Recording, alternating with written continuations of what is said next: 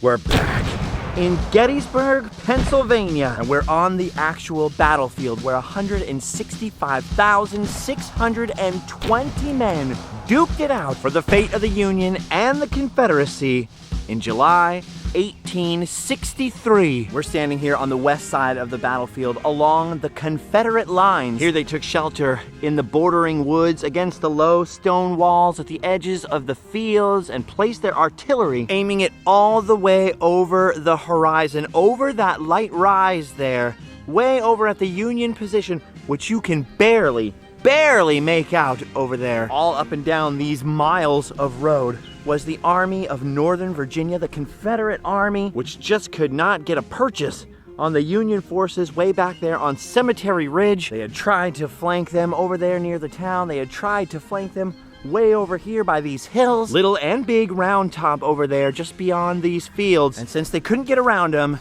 General Lee came up with a crazy idea to have this entire line of artillery over here start shelling the Union position way over there, nearly a mile away, for hours and hours, and then took the entire line of infantry, the entire miles-long line of Confederate soldiers, and have them march out into the open, and then slowly from the sides converge into a point way over there and attack the Union center. I'm sure for whatever reason it seemed like a good idea at the time, but there were major problems with this strategy. One of them being that these cannons here overshot the Union lines and didn't take out the Union artillery. They kind of hunkered down and just took the shelling like, what in the world are they doing? They're not hitting us. And then as those long lines of Confederate soldiers emerged out into the open and crossed the open fields, they were able to open fire on them again. But even though the Union could see them coming from a mile away, pretty much literally,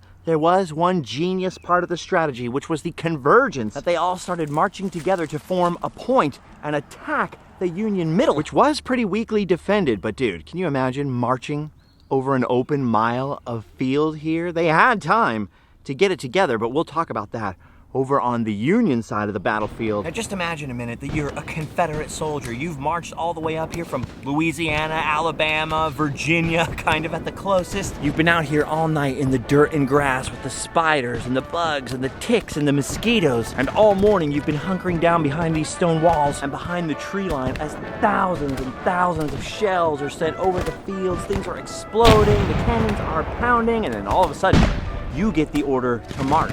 March where? The enemy is way the Heimbuck over that field, so far away and over those little rises that you can't even really see them. You're sore, you're ragged, you're half-starved, your equipment is old and worn out, your rations have been awfully meager, but you're a good soldier. You do your duty, you get up and start marching out into this open field.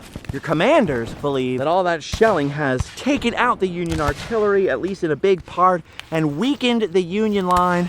But as you march your way over the field, sharpshooters flinging bullets all around you, and start converging together this massive army to that central point, that's when all heck breaks loose. Keep in mind that this is July and those men emerged from the tree line off to the left there and had to cross all kinds of hills, mainly going uphill in the sun, of course leaving most of their camping stuff behind them, but still carrying a lot of gear. And I can tell you, just carrying a camera bag and walking through these fields in the center of the battlefield, I'm getting hot and sweaty. Shots rang back and forth as they always do on a battlefield, but as the Confederates got closer and closer to the center of the Union lines back here, all of a sudden, from all the way across this ridge, as they crested the various rises, cannon fire and bullets began to fly at the Confederates like crazy. The fence posts out here, some of which we saw yesterday in the museum, sometimes contained 4, 5, 6 bullets. The Confederates had to slog their way through all the grass, the mud, the ruts, through all the hail of gunfire. But slowly, from the angle we're coming from, they made their way to the right, forming a larger group and a larger group, aiming at that center, meeting resistance, but getting farther and farther along, trying to capture some of the Union cannons and artillery in the center, hoping they could turn their guns back on them and then break the Union line in half and have victory here in Gettysburg. Pieces of the assault were getting stalled in various places along the way. Men were dropping like flies. And then, just beyond us on that hill back there, it all came to a head. This is the high water mark of the Confederacy. That's right, the rebels made it all the way up here from that distant tree line 3/4 of a mile away. And this little copse of trees was as far as they ever got. 12,500 men in the Confederate Army made that march across these fields. They call it a charge, but it was really more of a march until they got within a few hundred yards. And as they crossed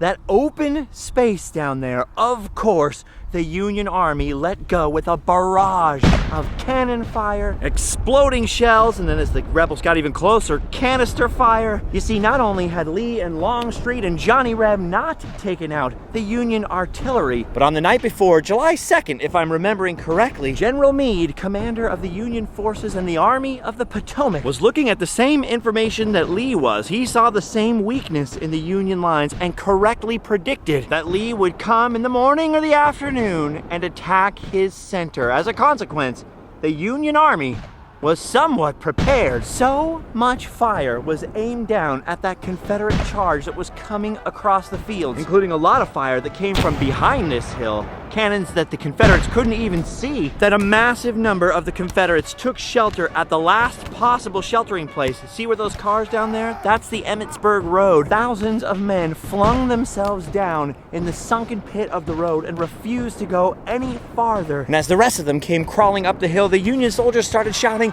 "Fredericksburg! Fredericksburg!" See, during the Battle of Fredericksburg, the Union Army was coming up a hill, and the Confederates were well entrenched behind a stone wall, slaughtered the Union Army. So this was reversed and revenge. Down below us here, you can see this angle in that stone wall. It's known as the angle. And between that tree at the angle and that little copse of trees I was talking about, that was the high watermark of the Confederacy. Here you can see the Union positions, and then just down in this field is a monument to North Carolina troops that made it all the way up here. All those 12,500 men, or what was left of them, converging all in one central area, getting fired upon and being mercilessly and brutally butchered. You almost can't overestimate the amount of incredible screaming and suffering and dying that happened here in these peaceful looking fields. All I can think now, standing here in 2022, looking over this vast open space, is what in the world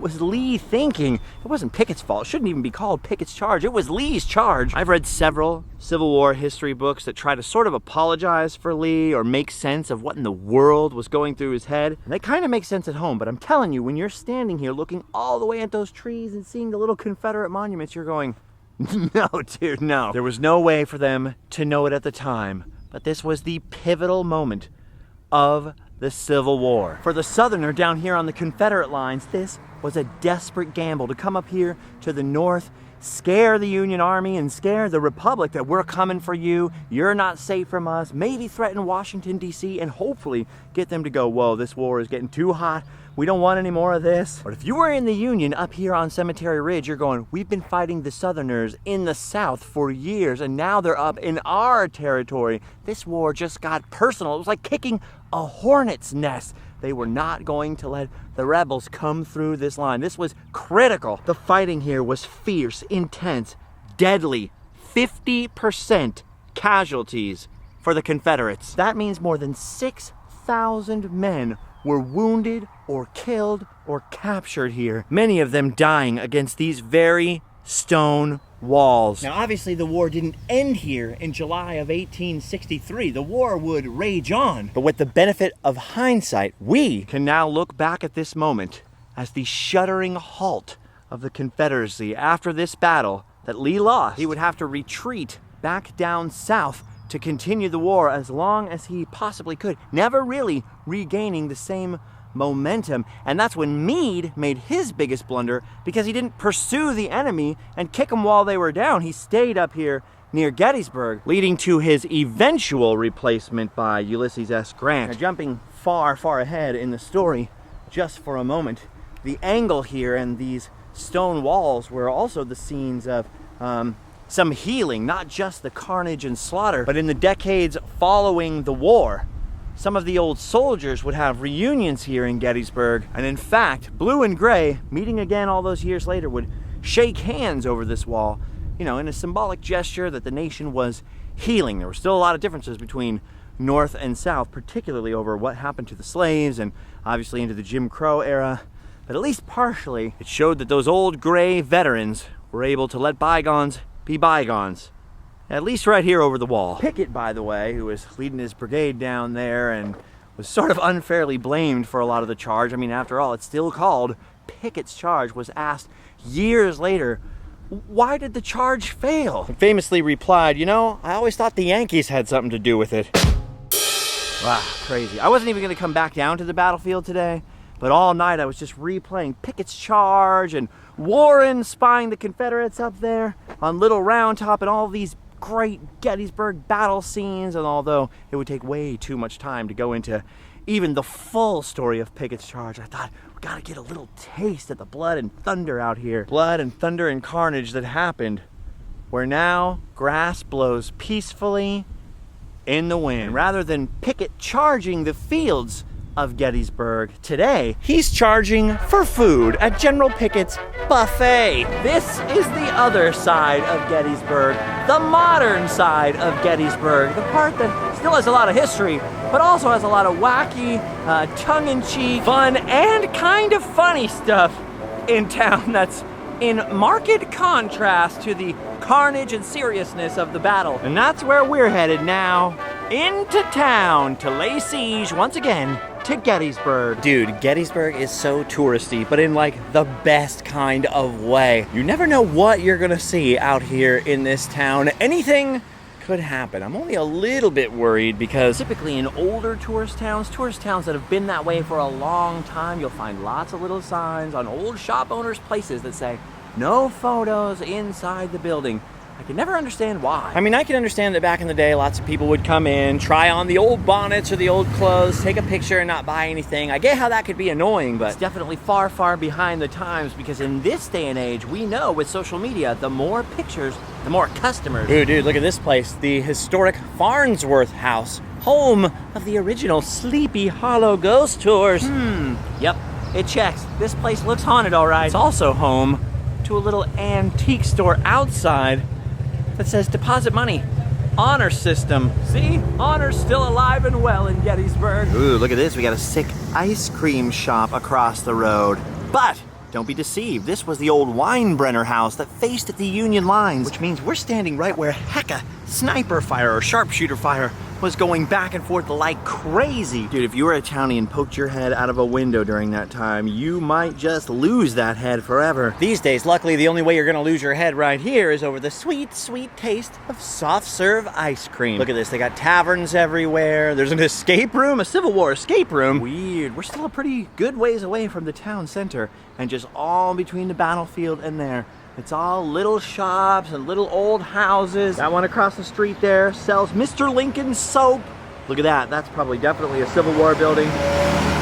Right there behind that bus. Yes, indeed. Look at that. You can tell by the little plaques here that say Civil War building on them. So even when you can't exactly tell at first glance, keep an eye open for the plaques. They'll let you know. There's also about 1 billion museums in this town. So many. Look at this. Shriver Saloon, 10-Pin Alley, Shriver House Museum. Look at that alley right there between these two buildings. Dude, that is pretty freaking cool. Ah, there's old Shriver himself. No time to see his house today, but I'm gonna check it out when I come back. There's another Civil War building, home that I particularly want to get to, but it's uptown in the square. Oh, but this is pretty tempting. Look at that, civilian experience at Gettysburg.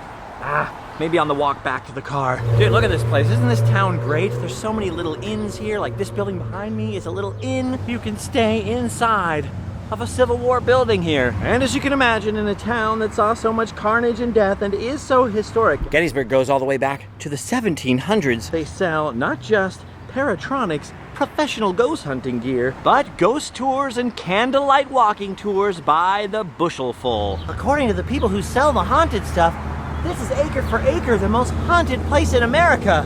And I mean, I believe them. Why would they make that up? Even without the history, the architecture here is just so different than in my home in Southern California, that's for sure. Ah, look at this. It's the old Jenny Wade house. This was her birthplace. And look, a museum of haunted objects and more Gettysburg ghost tours. Jenny Wade was the civilian killed by a stray bullet down the street here in another house. I gotta admit, boy, does her house actually look haunted. By the way, I'm being silly about the ghost tours, but I do like taking those ghost tours, so don't think I'm making fun. We're just having fun. See, here's the kind of thing I love. These businesses that actually sell replica Civil War clothing and gear for the soldiers, all kinds of souvenirs in here. Awfully crowded though today. They even had old corn cob pipes in there. Ugh. I guess I gotta lay off mine. Let's see, what was I telling you about? 5 billion little museums in this town. Over here in this house, you've got Ron Palm's Museum of Civil War Images. Also lots of things to buy, sell, or trade. I believe this row here, these are almost all Civil War houses. One of them's for sale. You know, I wouldn't mind living in this town, to be honest with you. It's a nice place. It's kind of neat to wake up and just go 1 or 2 doors down. Ooh, and not only have healing crystals and stones, but be able to wander into your town's Museum of History. You know what? I was trying to get to the center of town, but I'm so tired and hot. And this museum's so free that I might just need to take a peek. Wow, it sort of hits you in the face all at once when you walk in here. There's an old war log up there with bullets in it, and so many other bullets and Civil War relics. Fill this place. Here's Joshua Chamberlain's field desk. What the heck? Relics dug up from the battlefield, more Civil War relics. Ooh, even some items that were on American pickers. This was apparently Abraham Lincoln's wallet. Hey, anybody seen Booth in here? I think he took his wallet. Yeah, man, this is way more stuff than I was expecting by a lot. Dude, this store is nuts. There's room after room of weird historical stuff. Even the closets are full of weird items. It's not all just Gettysburg or the Civil War, though. They have items ranging from the, oh, that kind of makes sense, to the utterly unbelievable. Dude, check this out. There's a lock of George and Martha Washington's hair. Crazy. And then in the back, there's the rub. The old gift shop. Whew. I cooled down in there, but now my brain hurts. All right, I gotta try to pick up the pace a little and make it to the square. It's a pretty cool town, dude, and very fittingly located along the old Lincoln Highway, which means that Gettysburg started getting automobile traffic and automobile tourists very early, which for the town, financially speaking, was pretty darn sweet. Oh man, look at all this. This is so dangerous. I've been trying to eschew sugar. I gotta run away now. Ah, Mountain Dew! Oh no, I see a comic book store. Sidewalk vendors. I love sidewalk vendors. I almost bought a whole bunch of stuff from a Paris flea market like that once. Luckily this time, just like that time in Paris, I have no car to carry this stuff home. Doesn't cut down on desire, but it greatly reduces temptation. Oh, look at this, there's a Christmas store. Oh yeah, oh, du frolic. Ooh, fancy chocolate market, fancy cigar store. I love that old school sign up there. Gorgeous. And finally, we've made it almost all the way now. Down to the Gettysburg Town Square. See, what a great town, and the historic Lincoln Highway barrels right through the center of it. And speaking of Mr. Lincoln, the reason I wanted to come to the town square is to see this, the David Wills House, where Abraham Lincoln himself stayed in November 1863 when he was here to give the Gettysburg Address. Oh yes, I was hoping to make it while it was still open. Oh, Mr. Lincoln left his hat behind. Wow, it's free. How about this? Look at the map of Gettysburg right here. There's the Lincoln Highway coming through, or well, what would have become the Lincoln Highway later. In fact, the whole reason the battle was fought here is because the network of roads brought the armies accidentally together here. Man, David Wills had a nice place. Wonder who he left it to in his will. Huh? All right, let's find out where old Honest Abe stayed. I'm guessing upstairs. As I'm walking up here, these speakers are making creaking sounds. Weird. Whoa, this place is huge. Check this out. This is Abraham Lincoln's wool saddle cover. He sat his majestic butt right on that thing. There's Edward Everett, who spoke for hours. Nobody even remembers what he said. And there's Lincoln giving the Gettysburg Address that is now immortal. This is where he was the night before, fooling around with his notes, refining the speech that would be heard round the world eventually. Lots of Lincoln information in this museum, as you can imagine. And then around the corner, through this doorway here, is the bedroom used by the president. And if I'm understanding correctly, it still has the original furniture inside. Wow, this is awesome. But I can't help but think, it's a mighty uncomfortable looking bed. No wonder Mr. Lincoln looks so careworn after sleeping on this thing all night. And look at this beside the bed. You know what that is? Mr. Lincoln's potty. Weird. Uh-oh. I just realized I've got to get out of here. Forgot to replenish the parking meter. I'd love to get some Gettysburg souvenirs. Parking ticket is not in the plan. Oh, thank goodness I did it on an app.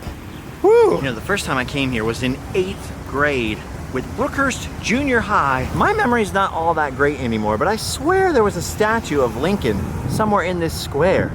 It's not here anymore, though. Oh, wait a minute. Maybe this was the spot. My memory's pretty bad, but I didn't think it was that bad. We had a great history teacher with us on that trip, Mr. Blake. He loved this place and was actually a certified Gettysburg Battlefield guide. He really made history come alive for us. Something I've tried to carry on doing. I don't remember much about that trip. In fact, I can't even remember whether his first name was Martin or Robert. Maybe it was Mobbert? But I will never forget what he told us about the Lincoln Diner over there. He brought us all down here to where the train station was, where Lincoln would have arrived in town and departed from. He said, you guys, you know what? I've got to tell you something. The Lincoln Diner over there is fantastic. The food is great, the service is great, the people are great, but Mr. Lincoln would have never eaten here. And we were all like, wait, why not? Was it built too late or something like that? Which obviously it was. And he goes, oh no, even if he was alive today, he couldn't eat in there because the diner has too many booths. Classic.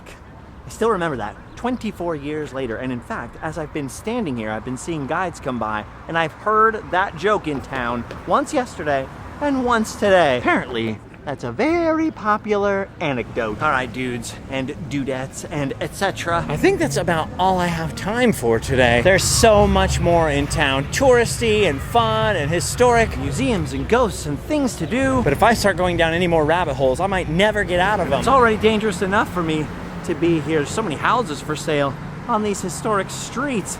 I keep thinking it'd be a lot more fun to pay a mortgage here than rent in California. Plus, I can see Castle Grayskull in the window over here. Help, get me out of here. Ugh, I just remembered how I no longer have the van and I'm gonna have to go back to Harrisburg and figure out a way to get all my stuff packed so that it'll go on an airplane. And trust me, although I'd rather roam the streets and the battlefields at Gettysburg for another day, I think I'm doomed to go to Walmart and buy a suitcase and start packing instead. By the way, if you've never seen it, the movie Gettysburg is pretty fantastic. Definitely worth a watch or a rewatch if you've got the time. I wanted to get some Civil War relics, some souvenirs for my brother at least, but I figure, you know what, I'm gonna have to fly back to the van, so probably it's better to get some sick merch when I return. And speaking of sick merch, don't forget store.randomland.com to get your sick merch. And don't forget to check out Patreon, Instagram, all the crap that's down below in the description. And you'll, like me now, have done your duty. You can go home and sleep well. See you guys in California.